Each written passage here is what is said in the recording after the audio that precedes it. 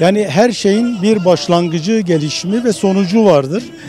Günümüzde gelinen nokta özellikle Kürt Halk Önderi'nin 27 Şubat'ta yaptığı açıklama üzerine PKK'nın misyonunu tamamladığı ve silahları bırakacağı ve demokratik ve barış ve demokratik toplumu oluşturma yönündeki kararı, önerisi, parti tarafından kabul edilmesi, halk tarafından onaylanması ile bu süreç başladı. Yani bu süreç artık demokratik yöntemlerle Kürtlerin haklarına ulaşması sürecidir. Bu süreç Kürt tarafının, Kürt örgüt yapısının mevcut süreci demokratik yönteme evirmesi kararıyla devletin de aynı adımları atarak Türkiye'de demokratikleşme sürecini başlatmasının gerektiği bir süreçtir. Ben bu süreci bir Kürt birey olarak, bir Kürt yurttaş olarak son derece olumlu, isabetli bir şekilde değerlendiriyorum. Ve buna da en iyi şekilde hizmet etmek gerektiğini düşünüyorum. Çünkü demokratik haklarımızın başta anayasal kimlik ve yasal olarak dil haklarımızın elde edilmesi, eğitim hakkımızın elde edilmesi temel taleplerdir. Bu taleplerin artık yavaş yavaş yaşam bulması gerektiğini düşünüyorum. Bunun için de devletin adım atması gerekiyor. Bunun için devletin yasal değişikliklere gitmesi gerekiyor. Bunun için savaş alanlarında savaşan tarafların savaş meydanlarından çekilmesi gerekiyor aynı şekilde. Yani Kürtler açısından ben şöyle düşünüyorum. Ölmek ve öldürülmenin sebeplerinin ortadan kaldırıldığı bir süreç yaşamamız gerekiyor. Bu süreç yaşanırsa artık kimsenin ölmesi, kimsenin öldürmesi de gerekmeyecek. Böylece demokratik bir toplum inşa edilecek. Demokratik bir ulusun inşası da Türkiye'nin kurtuluşu olarak değerlendirilebilir. Ben böyle değerlendiriyorum. Yani aslında çok uzun zamandır halkların böyle bir talebi olduğunu düşünüyorum. Tabii hani savaş zor, barış çok daha zor bir iştir.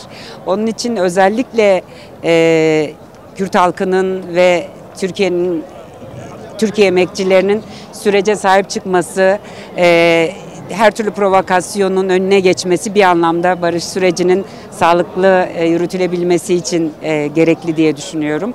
Tabii yapılacak çok şey var. O siyasi af vesaire, yani bu tür durumlarda dünyada başka örnekleri var. Bütün bunların takipçisi olmak da yine Kürt halkının ve Türkiye emekçilerinin boynunun borcudur.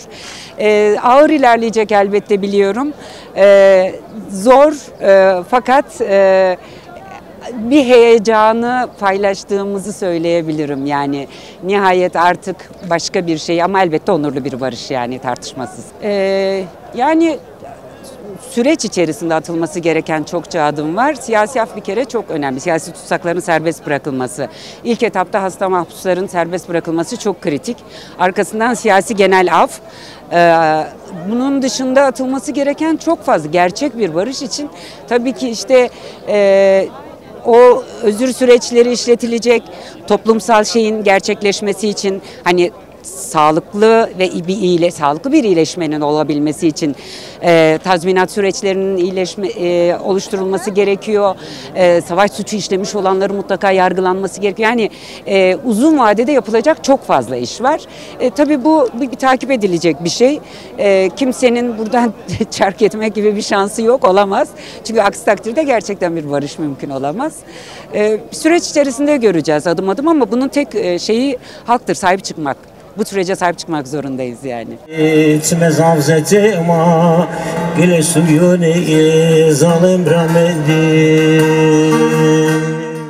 Yani süreçle ilgili zaten PKK'nın kendi açıklamaları ve ayrıyeten Türk Devleti'nin siyasi liderlerinin bir ortak açıklaması oldu. Devlet Bahçeli, Recep Tayyip Erdoğan ve Önder Abdullah Öcalan bir konuşma gerçekleştirdi. Bu sürecin diğer barış süreci gibi olması taraftarı değiliz. Ve her şeyin karşılıklı bir şekilde olmasından yanayız.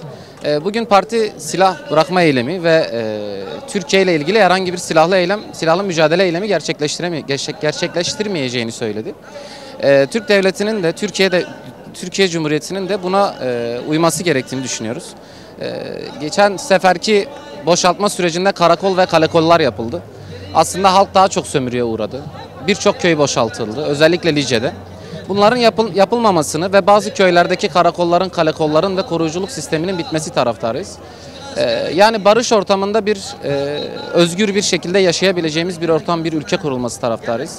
Hiç kimsenin birbiri üzerinden mülk sahibi olmadığı, tamamen özgür bir halk ve demokratik ulusun kurulmasından yanayız. Hükümetin atması gereken adımlar öncelikle ana dil hakkı ve gerçekten özgür bir şekilde kendi ana dilimizi konuşup kendi gelenek ve göreneklerimize göre bir eğitim sistemi istiyoruz.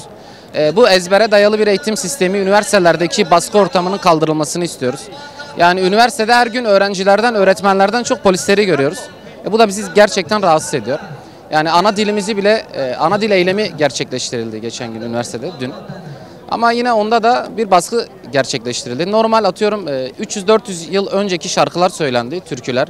İşte Ahmedi Hane'nin, Mele-i Cizire'nin şarkıları söylendi. Onda bile terör örgütü propagandası yapıyorsunuz diye eylem gerçekleştirilmesine izin vermek istemediler. Yani bunların tamamıyla insanların bilincini yok etmemelerini istiyoruz. Bütün halklar için, Lazlar için, Çerkezler için, Rumlar için, Ermeniler için hiçbir halkın bu topraklarda baskı görmesi taraftarı değiliz. Yani onlar da eğer söylemlerinde cesurlarsa ve söylemlerinin arkasında duracaklarsa bugün bu barış ortamı hepimize kardeşlik getirmesini diliyoruz yani şu anda. Ve bu süreç inşallah gereken yerlere mesaj vermiştir ve bu şekilde bu süreç yürüyecektir. Ama barış içinde, demokrasi içinde yani her şeyle beraber bu sürecin yürümesi gerekiyor. Bugün bu halkın burada toplanmasının en büyük sebeplerinden bir tanesi de barışı istemesidir. Eğer barış istenmeseydi bugün biz burada olmazdık. Bugün bizim yoldaşlarımız silahlarını da bıraktı. Ve artık biz Türkiye'de yeni bir iklimin yaratılması lazım. Barış ikliminin yaratılması lazım. Yani şu an cezaevindeki bütün hasta tutsakların serbest bırakılması lazım. Selahattin Demirtaş ve diğer arkadaşlarımızın derhal serbest bırakılması lazım ki hem aktif siyasete yer alsın. Öncelikli hedeflerinden bir tanesi de hasta tutsakların ve bütün tutsakların yani cezaevinin bütünüyle boşaltılması lazım ki bu sürecin ilk atılacağı adım budur ve şu an biz girdiğimiz zaman polisler ne yaptı? Provokasyon yapmaya çalıştılar. 2 tane genci gözaltına almaya çalıştılar. Eğer barış isteyeceksek bunların da olmaması gerekiyor. Eğer bunlar olursa o zaman samimiyetsiz ortaya çıkar. Yani samimi bir şekilde olmaz bu süreç. Yani bu şekilde şey yapıyorum. Daha sonra demokratik adımların atılması lazım. Bunu da bütün meclis çatısının altında olması gerekir. Bütün Türkiye bileşenleri ve Kürdistan'daki bütün bileşenler hep beraber bu süreci yürütmesi gerekiyor. Yani birileri söyledi ben yapacağım diye olmaması gerekir. Herkesin birbirimizi kucaklamamız lazım ve bu şekilde yürümesi de gerekiyor sürecin. Aynı öbür sefer gibi sabote etmeseler güzel olur, güzel bir şey olur. İki tarafında artık gerçekten çocukları ölmesin. Asker anneleri de, gerilla anneleri de, polis anneleri de bu süreci hepsi el ele versinler, barışı getirsinler. Yani yeter artık. Yani artık gerçekten Türkiye'de öyle oldu yani gençler kalmadı ve çoğu gençleri de Avrupalara kaçtı yani artık bu savaş sürecinde ceza geldi, bilmem sürgün oldu, şu oldu. Artık yani barış gelse iki taraf için de güzel olur. Hem Kürtler için hem Türkler için. Güzel bir şey olur. Yani iki taraf için de güzel olur. Biz onu istiyoruz. Biz anne olarak artık kavga istemiyoruz. Gerçekten artık yani gerçekten Türkiye yani kardeş kardeşi öldürüyor artık yeter yani. Bir taraf gidiyor korucu oluyor, bir taraf gidiyor özel hareket oluyor, bir tarafta gerilla oluyor. İkisi de bu ülkenin çocuklarıdır. Yani biz aslında ben barış annelerinde de yer alıyorum. Ben istemiyorum artık. Ben bir anne olarak artık anneler ağlamasın. Hep annelerin acısı birdir. Onun için biz diyoruz artık bu kan dursa çok iyi olur. Elimizden geldiği kadar da bunu destekleyeceğiz. Kürtlere biraz statü tanısın. Bu belediyeler kayyum atmasın. Bu cezaevindeki tutsaklarımızı bıraksın. Ondan sonra ana dilde eğitim olsun. Bu statüler olursa güzel olur. Yani onu istiyoruz. Başka bir şey değil. Ama bakıyoruz ki devlet hala bir adım atmış değil. Devlet neyin peşinde? Biz anlamıyoruz ki. PKK silahları gömmeye hazırken devlet niye Kürtleri tanımak istemiyor? Biz bunu merak ediyoruz. Kürtler devleti niye tanımak istemiyor? Kürtler Mezopotamya'nın kadim halkıdır. Yüzyıllardan beri bu bölgede yaşıyorlar. Bu bölgenin ana dilinde yaşıyorlar. Bakın Güneydoğu'nun %100'ü Kürttür. Türkleri bulamazsınız. Yani nasıl Trabzon'da Lazca konuşuyorsa Ahmet'te de Kürtçe konuşsun. Ruha'da Kürtçe konuşsun. Yani biz bunu istiyoruz. Yoksa hiçbir umudumuz, hiçbir şeyimiz kalmadı artık. Biz artık ölmek veya öldürmek istemiyoruz.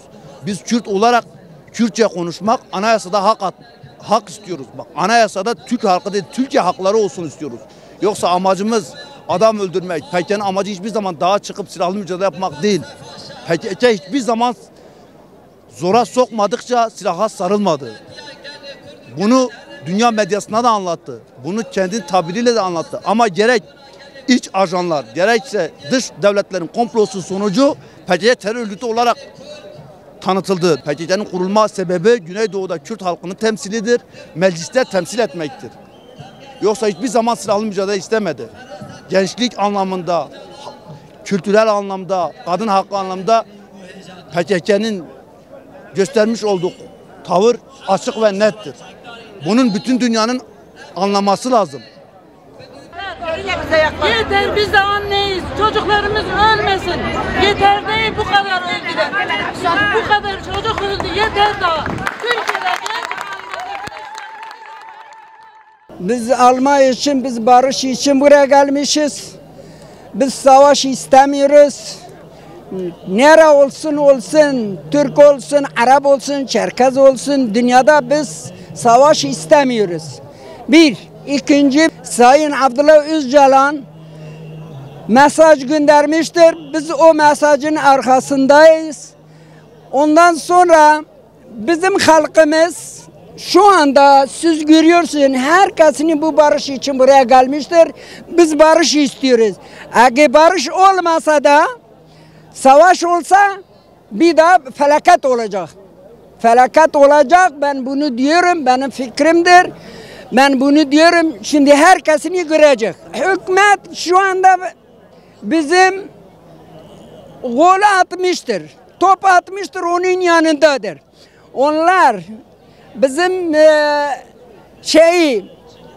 cezaevi herkesine bırakacaksın. Bizim cezaevinde siyasi adamları hepsi bırakacaksın. Seruk bırakacaksın, o zaman bize bileceksin ki savaş oluyor, barış oluyor. Fakat bu durumda barış yok. Şimdi her gün bombalanıyor. Bu süreci, bu cezaevi hepsi bıraksın. Süreç ondan sonra o oradadır. O silahı nereye bırakıyor ama güvence lazımdır. 40 yıllık güvence lazımdır. Bu bizim hepsi Türkiye için, yani bizim içindir. Bu idamlar kalsın. Bunlar 100 sene önce bizim dedemiz de bu zahmeti görmüş. Eğer dürüstsün, gazeteci olsun, ne olsun dürüst olsun. Siyaset, maset öyle değil. Amalar bu dava çözülsün. Barış, dünyaya barış, yani Türkiye değil.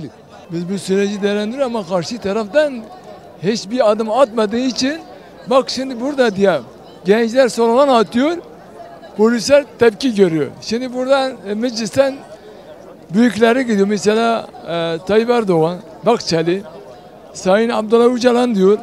Burada gençler bir slogan atıyor, polis diyor atmasın. Yani bizim gerçekten ben bu işte hiçbir şey anlayamadım. Yani bunlar artık yine koltukların peşindedir.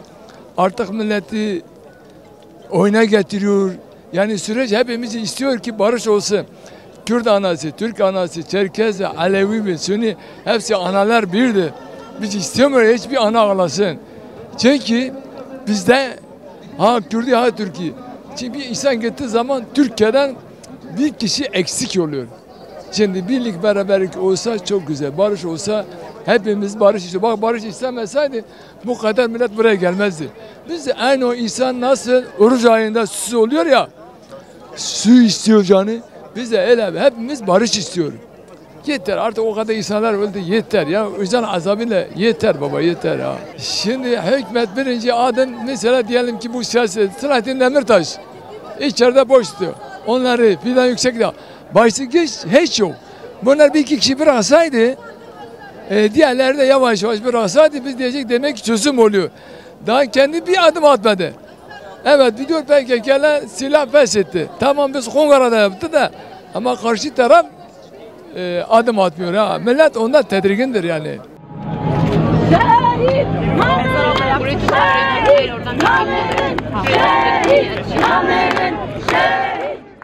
Valla ben çok iyi değerlendiriyorum ama bence çok da onlar ciddi olmayınca biz biraz kuşku duyuyoruz. Yani mesela onlardan bir adım atarsa, şu genel afı çıkarsaydı, bütün tutsaklarımızı bıraksaydı daha önemli bir adım olacaktı. Ama biz böyle rahat değiliz anne olarak. Biz rahat değiliz. Onlardan somut bir adım bekliyoruz. Erken geç olmadan.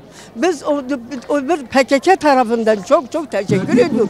Yıllarca biz bu savaşı istemedik, onları istedik. Binlerce Kürt gençleri, Türk gençleri katledildi bu yollardan. Bak mesela diyorlar şehit. Kürtlerin malları kalmadı.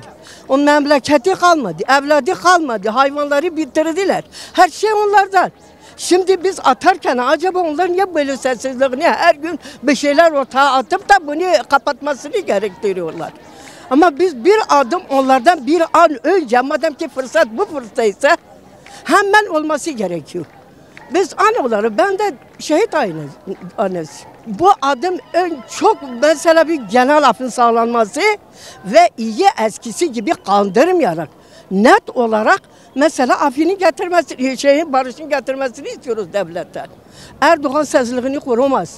Devlet Bahçeli'ye bir an önce bunun üstünde çok durması gerekiyor. Yani biz ondan gurur duyuyoruz bunu yaparken. Önce Sayın Abdullah Öcalan'a, sonra da Devlet Bahçeli'ye. O da bir adım attı iki tarafta ama bunun üstünde çok durması gerekiyor. Biz bunu böyle düşünüyoruz. Yıllarca bu Kürt, Türk anaları ağlama nereye kadar? Şehit Hani mesela şehit Hani diyorlar. Peki Kürtlerin şehitleri yok mu? Bizimki onları öldürüyordu ama onlarınki bizimkileri panzerlerle canlı sürükleyip öldürüyorlardı. Biz gurur duyuyoruz. Biz mesela barışı seviyoruz, takdir ediyoruz. Hepimiz gururluyuz. Buna bir adım ama onlardan bir atmasını rica ediyorum. Atsınlar, bunu artık kapatmasınlar. Kürt annesi olarak herkese size çok teşekkür ederim. Selamlar. Yoldaş, bu süreç gerçekten hem Kürt halkına hem Türk halkına iyi bir gündür. İyi bir zamandır. İyi bir zamanı da değerlendirilmek lazımdır. Şimdi bu her ikisi de eğer bu süreci gerçekten bu süreci takip edersek dünya değil ki sadece Türkiye için değildir. Her taraftan için her insan bir huzur istiyor. Her vatandaş bir huzur istiyor.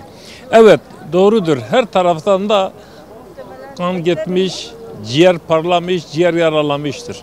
Fakat ama bu günlük içerisinde, bu zamanın içerisinden gerçekten yani bulunmaz bir gündür. Bulsalar, bu süreci değerlenseler her iki tarafta iyi olur. Şehit Namer'in